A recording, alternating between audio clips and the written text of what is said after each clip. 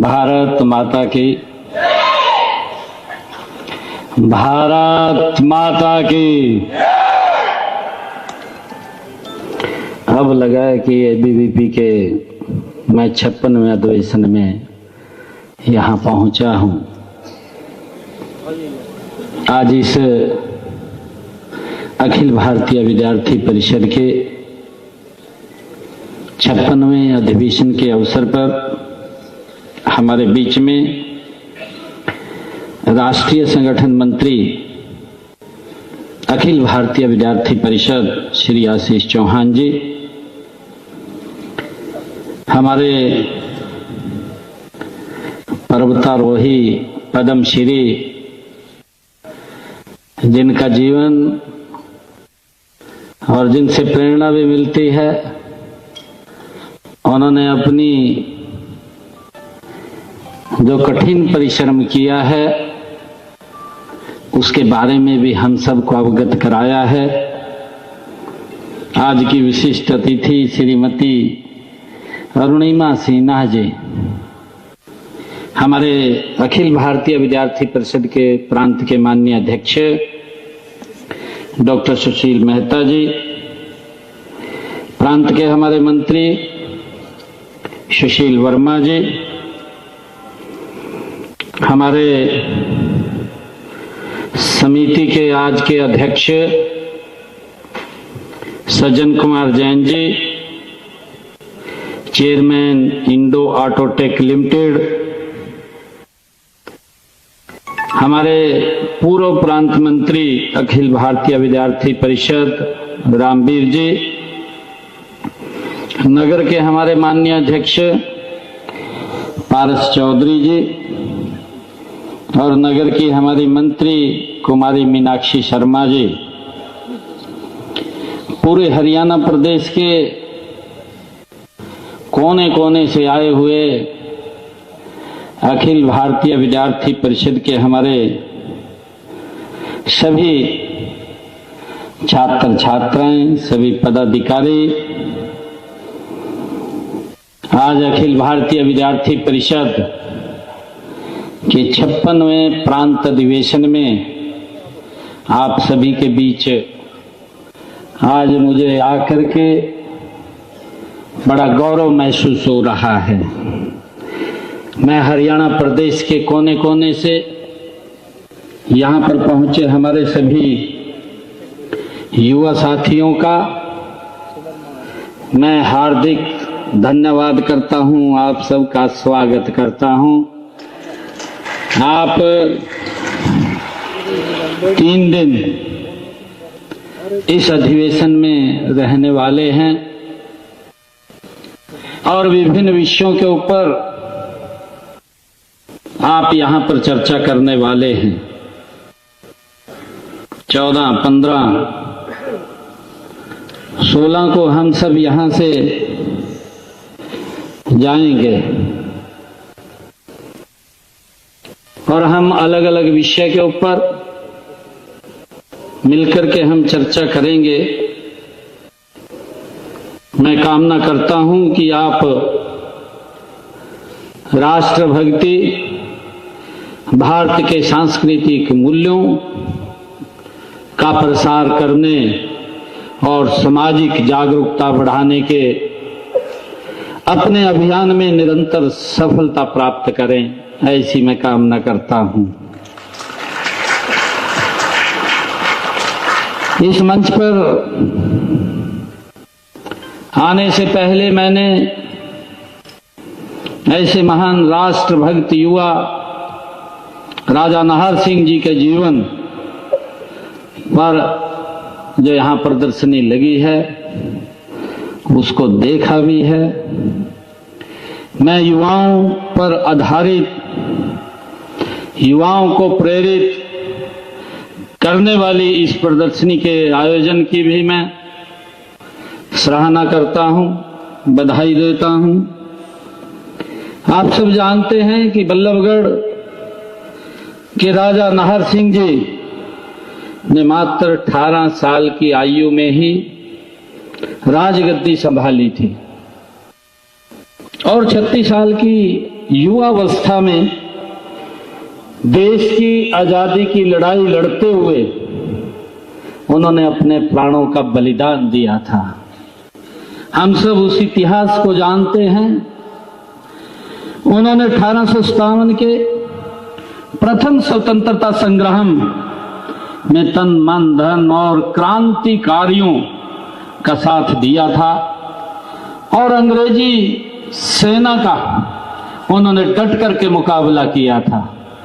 ऐसा महान व्यक्तित्व, मैं भारत माता के उस महान सपूत को भी आज इस पवित्र भूमि के ऊपर नमन करता हूं, उनको प्रणाम करता हूं। युवा साथियों, अखिल भारतीय विद्यार्थी परिषद केवल एक छात्र संगठन नहीं है, बल्कि यह एक विचारधारा है।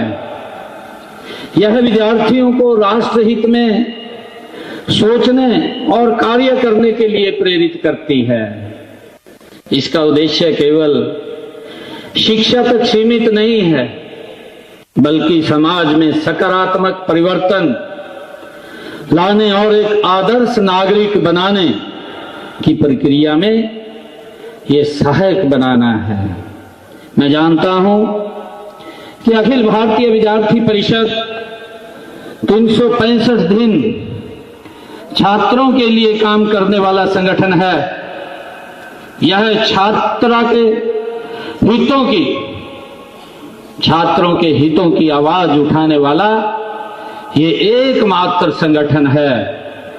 शहीदों और महापुरुषों का सम्मान करने वाला यह एकमात्र संगठन है। यह महिलाओं और शिक्षकों का सम्मान करने वाला एकमात्र संगठन है। मुझे इस बात की खुशी है कि इस संगठन की स्थापना वर्ष 1948 में हमारे हरियाणा के ही अंबाला के अंदर इसकी हुई थी। मुझे इसका बहुत खुशी है, गर्व है। मुझे इस बात का भी गर्व है कि आज विद्यार्थी परिषद युवाओं में स्वामी विवेकानंद जी के आदर्शों को आत्मसात करने में लगा हुआ है। उन्होंने उद्घोष किया था, स्वामी विवेकानंद जी ने एक बात कही थी कि तुम मुझे 100 युवा दो, ऐसे जोशीले युवा 100 दो, मैं भारत को बदल करके रख दूंगा। ये स्वामी विवेकानंद जी ने कहा था। स्वामी जी कहते थे कि हमारे युवाओं के बुजदंड लोहे के और मांसपेशियां फौलाद की हैं। ये स्वामी जी का वाक्य था। उन्होंने युवा शक्ति पर अत्यंत विश्वास था। उन्होंने भारतीय युवाओं को यह ओजस्वी संदेश दिया था। स्वामी विवेकानंद जी ने कहा था कि तुम्हें ध्येयवादी युवक बनना चाहिए। ये स्वामी विवेकानंद जी के शब्द हैं कि तुम्हें ध्येयवादी युवा बनना चाहिए। अपने पैरों पर स्वयं खड़े हो जाओ, देरी न करो, क्योंकि जीवन क्षणभंगुर है। ये स्वामी विवेकानंद जी ने कहा। हमें उनसे प्रेरणा मिलती है अपनी जाति, देश और मानव कल्याण के लिए अपने जीवन का त्याग करना सीखो। ये स्वामी विवेकानंद जी के शब्द थे। मेरे सामने ऐसी ही नई ऊर्जा से सरोवर युवा पीढ़ी विराजमान है। मुझे आप में 21वीं शताब्दी के शक्तिशाली भारत की उज्जवल तस्वीर दिखाई दे रही है। साथ ही मेरी खुशी की इस बात को लेकर के दोगुनी हो जाती है कि मैं ऐसे संगठन के बीच उपस्थित हूं जिसमें से देश का वर्तमान नेतृत्व निकला है। हम सब के लिए गर्व की बात है कि आज केंद्र सरकार और राज्य सरकारों में हमारे इसी मातृ संगठन अखिल भारतीय विद्यार्थी परिषद से अनेक मंत्री और अनेक बड़े पदों की जिम्मेवारियां संभाल रहे महानुभाव अखिल भारतीय विद्यार्थी परिषद से ही निकले हैं। ये हमारे लिए बड़ी गर्व की बात है। इस 3 दिवसीय प्रांतीय सम्मेलन में हरियाणा प्रांत के यहाँ पर जो 600 से अधिक, जैसा मुझे बताया गया है कि हमारे विद्यार्थी, शिक्षक और शिक्षाविद कार्यकर्ता यहाँ पहुंचे हैं। आप सब युवाओं को देखकर मुझे गर्व की अनुभूति हो रही है, क्योंकि आज हरियाणा सर्वाधिक प्रतिभाशाली, होनहार, परिश्रमी और निष्ठावान युवाओं का प्रदेश है। ये हमारे लिए बड़े गर्व की बात है। अखिल भारतीय विद्यार्थी परिषद का यह 3 दिवसीय अधिवेशन, इस दौरान आप अपने संगठन के मामलों पर विचार करेंगे, लेकिन जैसा कि इस संगठन की स्थापना का मूल उद्देश्य राष्ट्र का पुनर्निर्माण है और नारा भी है छात्र शक्ति, राष्ट्र शक्ति। उसे देखते हुए यहां राष्ट्र के सामने आई हुई चुनौतियों पर भी गहरा विचार मंथन इसी के बीच में होगा। मुझे खुशी है कि इस दिशा में देश के यशस्वी पूर्व में प्रधानमंत्री रहे श्रद्धेय अटल बिहारी वाजपेयी जी की कुछ शब्द मुझे याद आ रहे हैं। अटल बिहारी वाजपेयी जी ने जो शब्द कहे हैं, उन शब्दों से हमारा मार्गदर्शन होता है, हमें प्रेरणा देते हैं, आगे बढ़ने की प्रेरणा देते हैं। अटल बिहारी वाजपेयी जी ने कहा था, बाधाएं आती हैं आए।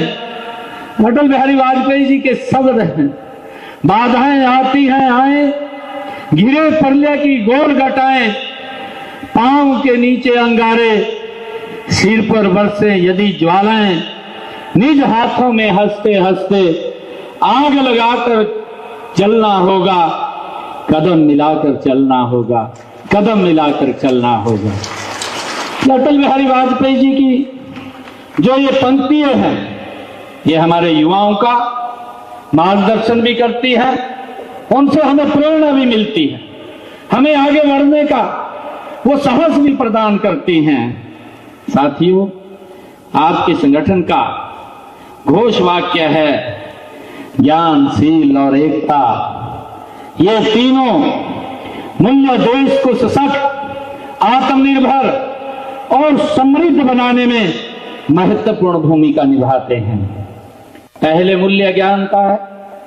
ज्ञान के मामले में हम में अपनी युवा पीढ़ी पर गर्व है, क्योंकि आपने देखा है कि देश विदेश में सब क्षेत्रों में अपनी प्रतिभा की धाक हमारे युवाओं ने जमाई हुई है।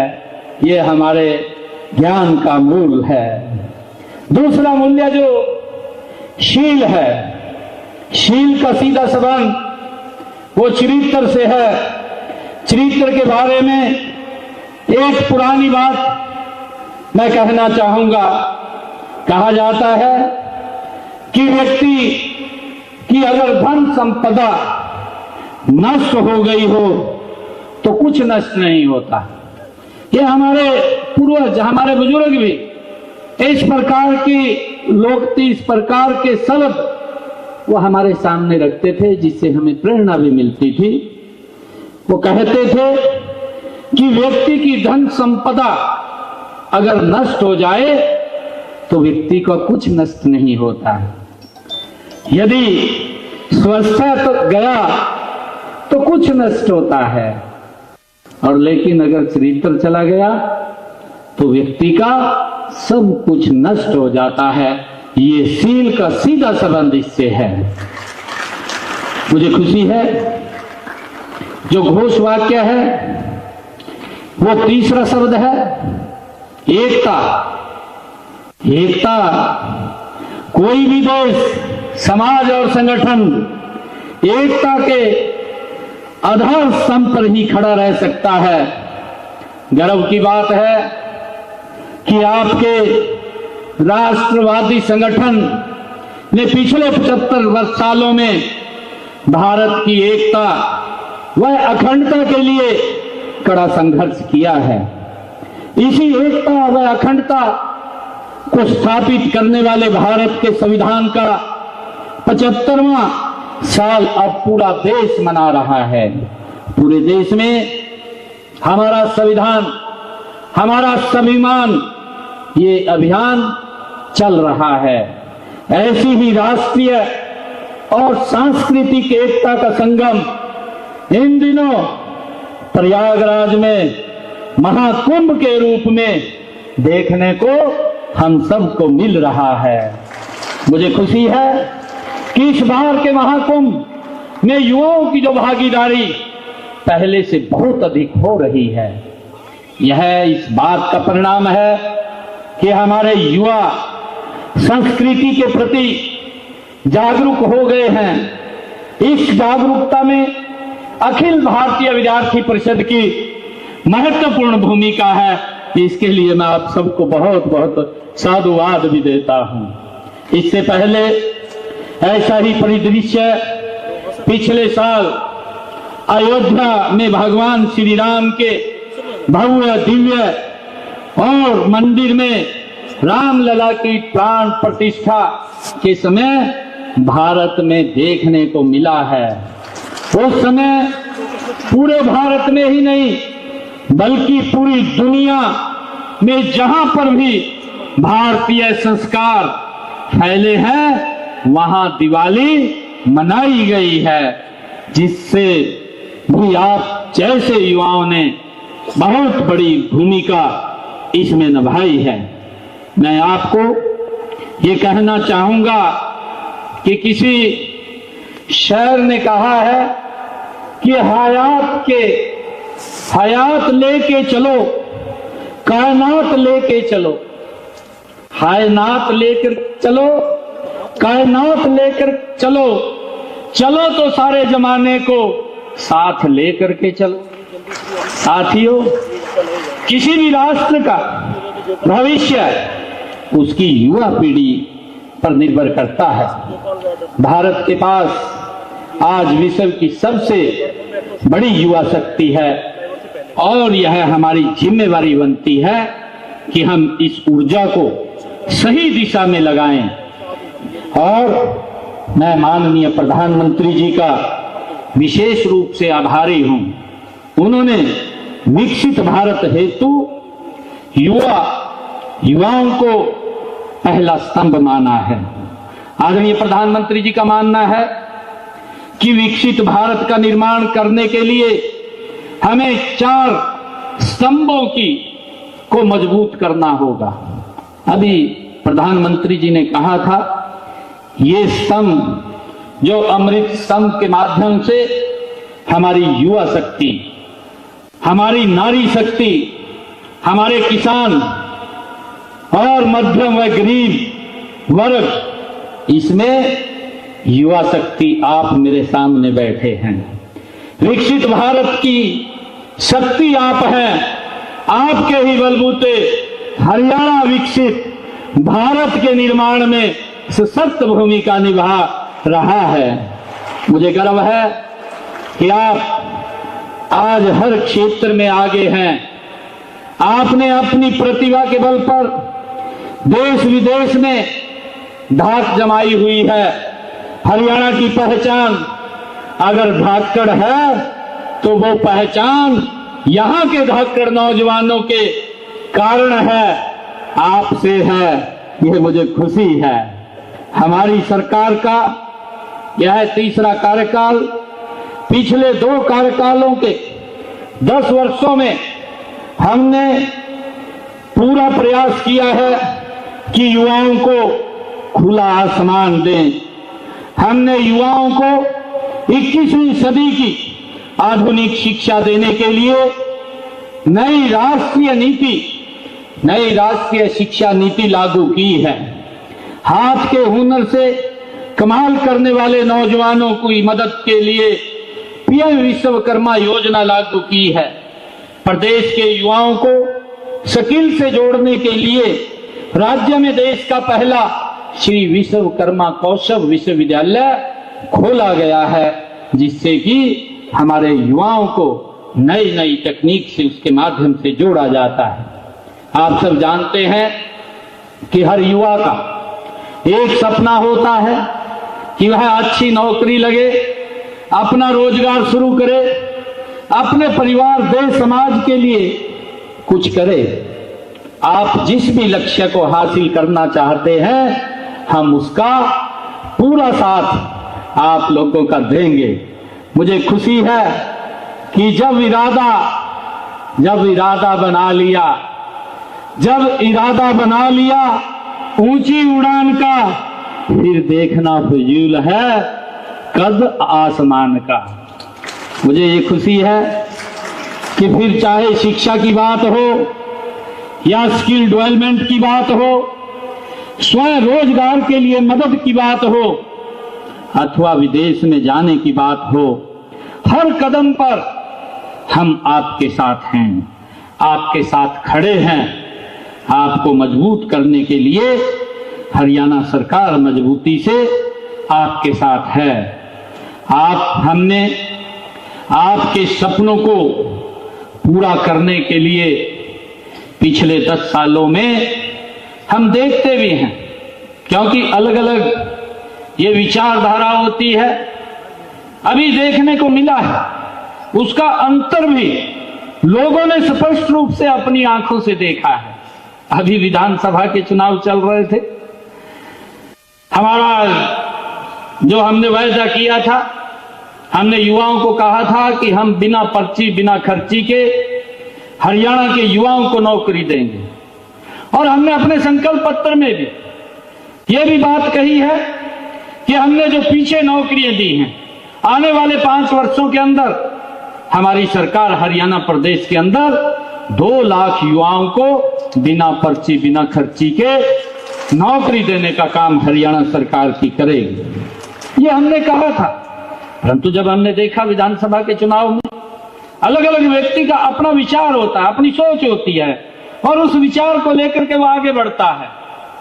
जब हमने देखा, मैं आज फरीदाबाद के अंदर हूं और फरीदाबाद में ही कांग्रेस के एक प्रत्याशी वो ये बात बोलते थे कि भाई हमने ये कहा है कि 2 लाख नौकरी देंगे, और वो इस प्रकार की बात उस लोगों के बीच में जाकर के बोलते थे कि मेरे हिस्से में 2000 आती है, मैं अपने हिस्से की नौकरी दूंगा। एक व्यक्ति बोलता था कि मेरे हिस्से में जितनी नौकरी आएगी मैं उतनी दूंगा, और एक ने तो और कमाल कर दिया कि वोट मांगते हुए लोगों के बीच में जाकर के कहने लगा कि मुझे 50 वोट दो, मैं ठोड़े के अनुसार नौकरी दूंगा। भाइयों, एकदम अंतर स्पष्ट विचार का अंतर स्पष्ट। परंतु हमने कहा था, हमने हरियाणा प्रदेश के युवाओं को कहा था कि हम 50,000 नौकरी देंगे।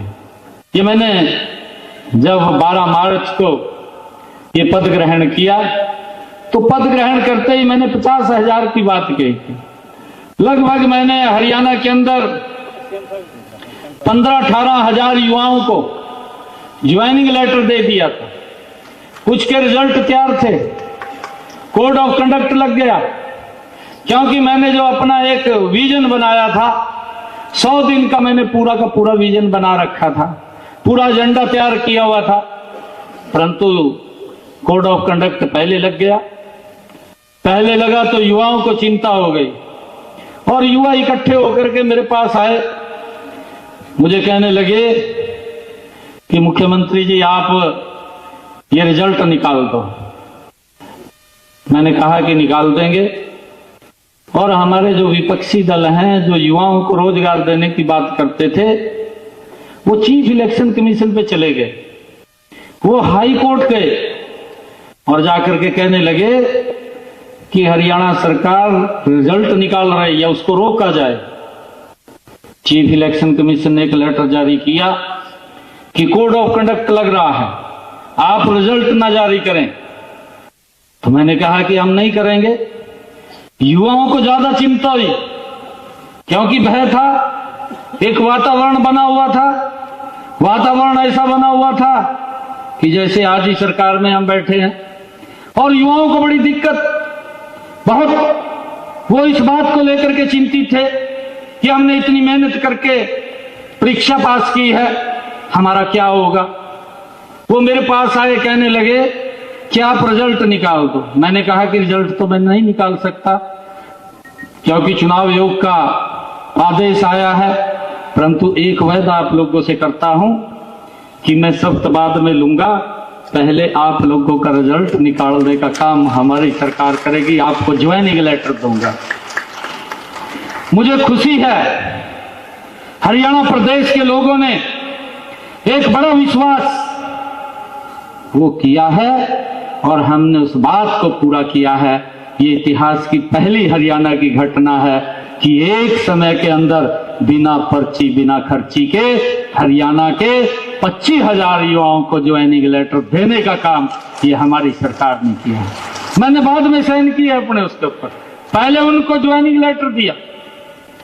हमने जो कहा उस बात को पूरा किया है और आज इस बात का चर्चा आज हर गांव के अंदर है, हर मोहल्ले के अंदर है। हमने जो कहा है उसको पूरा किया है। ये विचार की बात है। एक विचार ये है, एक विचार वो है। लोग अंतर महसूस करते हैं कि कौन सा अच्छा है, किसके साथ चलना है, किसके साथ नहीं चलना है, निर्णय लोग करते हैं। मुझे खुशी है हमने पिछले 10 सालों में हरियाणा प्रदेश के अंदर 1,75,000 युवाओं को बिना पर्ची खर्ची के नौकरी देने का काम हमारी सरकार ने किया है।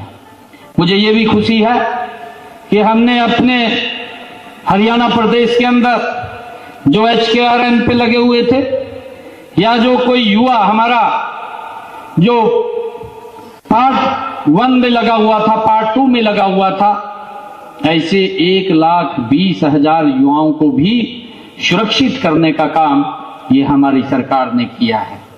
भाइयों, मुझे खुशी है कि हमने हरियाणा में कौशल रोजगार निगम के माध्यम से भी युवाओं को न केवल रोजगार दिया है बल्कि उन्हें रोजगार की सुरक्षा को न केवल उनको 58 साल तक भी कोई बाहर नहीं कर पाएगा, इसके लिए भी हमने कानून बना करके उनको सुरक्षित करने का काम ये हमारी सरकार ने किया है।